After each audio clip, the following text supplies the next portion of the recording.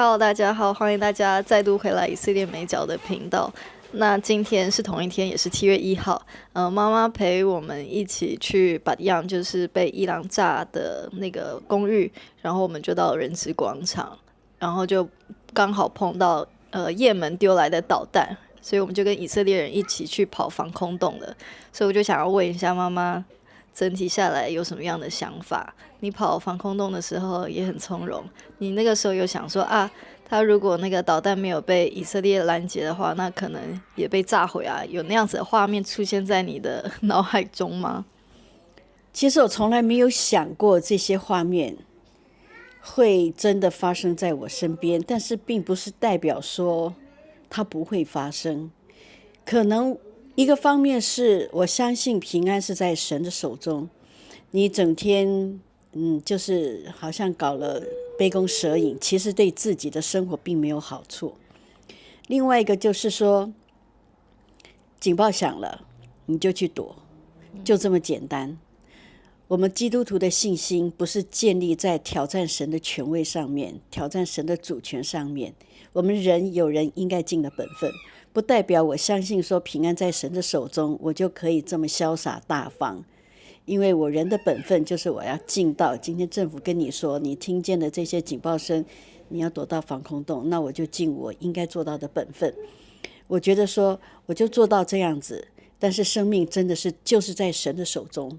那今天我们也看了一些就是被炸的一些房子，好，有的被炸的瓦也掉下来了，栏杆也坏了，玻璃也碎了，整个框架都斜了倾倒了。可是同样一个振幅的地方呢，有的房子却是非常的完好，一点问题都没有。所以我常常在想说，其实我们每一个人，我们常常面对的生活压力，我们是一样的。我们面对的生活冲突、挑战，其实都是一样的。也就是说，生活本来就是有很多炸弹炸到我们的生命里面来，它不单单是一个看得见的炸弹，有时候就是一个无形的。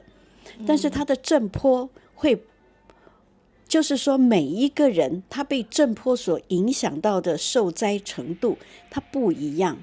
那差别在哪里？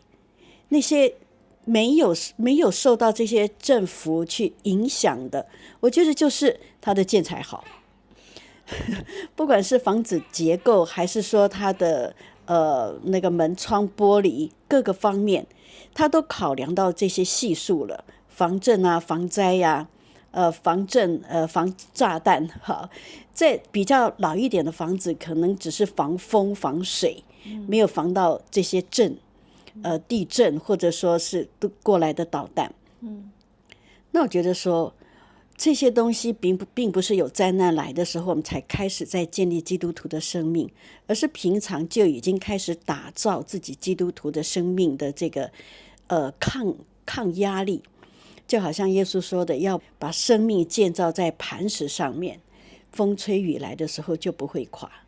那我今天看的那些就在隔壁旁边的房子，有震碎的，可是也有屹立不摇的。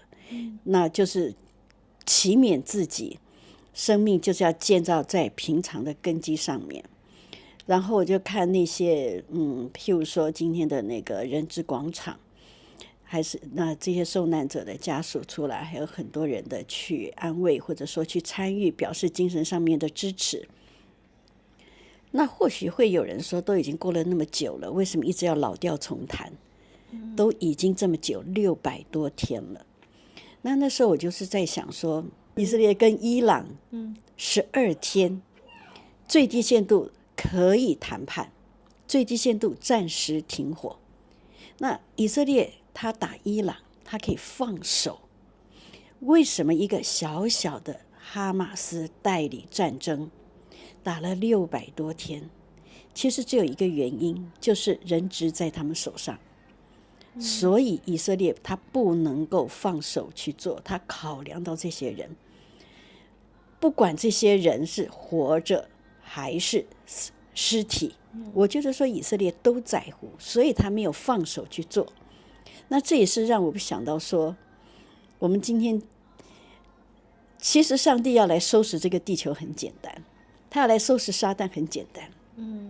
但问题是信徒还没有被提，信徒被提了以后，上帝才可以放手在这个地球做他要做的这个完结篇。但是当我们信徒还在地上的时候，神兴起任何灾难，他都不能够放手，他都不能够不去考虑还有他的子民在这个地上。尤其神还说了，如果不是为了选民的缘故，那这个灾难下来的时候，凡有血气的没有一个存活的。所以今天我觉得说，上帝也设立了以色列在这个地上，因为选民的缘故，所以神把灾难的时间缩减了。一方面他是保护，神在乎属他的人，他不能够放手。第二个，神在乎以色列，所以他缩短了灾难。那所以今天的确世界上会有很多的灾难，很多的战争，因为耶稣早就说了，你们要听见打仗和打仗的风声，但是末期都还没有到，所以我们会这种的事情会越来越频繁。所以我们要把我们自己的人生的定位调好、调准、调在精准，到底在今生我要把我自己的什么时间、财力、精力、脑力，甚至于包括我的情绪，我要怎么样去把它做在最有价值跟意义的事情上。那其实我也在想，今天看的那个炸那个平民，那个本来是要炸旁边的军事基地，结果炸到旁边。你怎么会晓得说我睡一个觉睡得好好的会有炸弹来？我们没有一个人真的是，就像神告诉我们说，人说平安的时候，正说的时候，灾难就忽然来，我们真的不知道。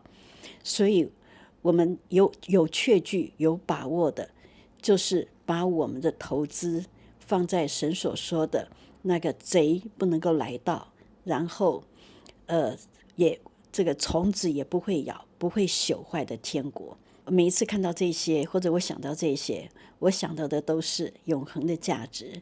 因为我们在地上，我们整天担惊受怕，其实是没有意义的。那你看这些以色列人真的是很优雅。那我不是说他们有多少永生的盼望，而是他们的心灵强健，已经被训练到有一种，如果真的来了，如果真的发生了，那就发生了。但是如果没有发生，那我就还是要好好的过日子。那我相信这是也是一种民族的底气，因为他相信他的国防力量。但是我觉得说这还不够，还有我们更要求的是我们的永生的价值建立在哪里。那人生本来就是有很多的灾难，有很多的冲突，有很多的意外。那重点就是在这些里面，总要凝聚出我们自己的人生观，我们人生的价值。想清楚了，这些都是场景，都是我们人生的调味品。但是我真正要递出哪一盘菜，这盘菜到底我要炒出什么样的菜色来？调味品只是调味品，但是它不是主菜，它没有主要的营养存在。真正营养的存在是我们的属天的灵粮。那大家都知道，美角的妈妈常常来以色列帮我，还有帮小孩。但是呢，其实妈妈她也有很多的教导，然后现在陆陆续续的都放在妈妈的新的 YouTube 频道，叫做圣经百会。所以在那边你们可以找到美角妈妈更多的教导，然后也可以多一点留言在她的频道哦。还有呢，妈妈快要出会员频道了，可能大家看到影片的时候就已经出了。如果有兴趣的话，也可以支持妈妈哟。大家拜拜，上帝祝福大家，拜拜。